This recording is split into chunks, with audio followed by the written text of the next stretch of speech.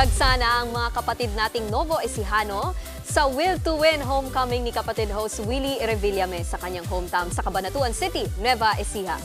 At live mula sa Cabanatuan City, Nueva Ecija, nasa frontline ng balitang yan si Gio Robles. Gio, kumusta na mga kapatid natin dyan? Excited na ba? Nikki, hindi na itago ng mga Novo Ecijano ang excitement sa pagbisita ng TV5 kapatid host na si Willie Revillame dito sa lungsod ng Cabanatuan. Ang kinatatayuan ko ngayon ay ang NFA grounds kung saan gaganapin ang Will to Win homecoming ni Kuya Will. Kung makikita mo sa likuran ko, ito, dagsana yung mga kapatid natin na excited o nakaabang manood dito sa venue at sabik na sabik makita ang kanilang kababayan na si Kuya Will. Si Efren Colina nga raw, madaling araw pa nagsimulang pumila.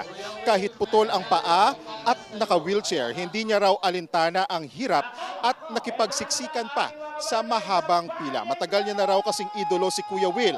Hiling ni Efren na matulungan siya ng TV host. Karamihan din sa mga pumila, mga matatanda at kababaihan gaya naman ng magkapitbahay na si Gina at Luz Beminda. Siksikan at tulakan ng araw ang eksena para makapasok lang sa venue sa dami ng manonood. Buong barangay daw sila na pumunta para sa live na pagtatanghal ni Kuya Will dito sa Cabanatuan.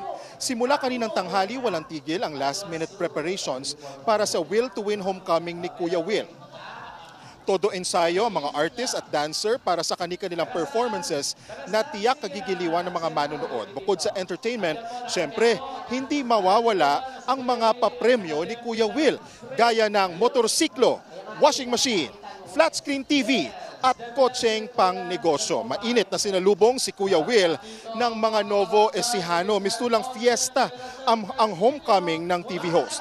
Bilang dating drummer, syempre, nagpasample din si Kuya Will ng talent sa pag-drums.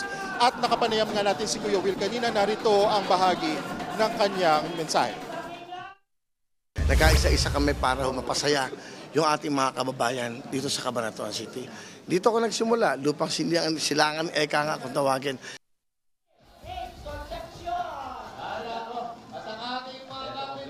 Jess, Nikki, patikim pa lang yan. At bukod doon sa mga papremyo na nabanggit ko kanina, syempre hindi mawawala yung mga mabibigyan ng jacket. At mamaya, ito ngayon, naghahanda na yung mga jester o yung mga host na para doon sa mga paparating pa lang na mga kapatid natin dito sa venue. At mamayang 6 p.m. officially magsisimula ang Will to Win homecoming dito sa Cabanatuan. Nikki, balik sa'yo. Maraming salamat, Gio Robles. Mga kapatid, Nikki de Guzman po, iba na ang may alam at may pakialam sa panahon ngayon. Para sa tuloy-tuloy na balitaan sa Frontline kahit weekend, mag-follow at mag-subscribe sa social media pages ng News 5.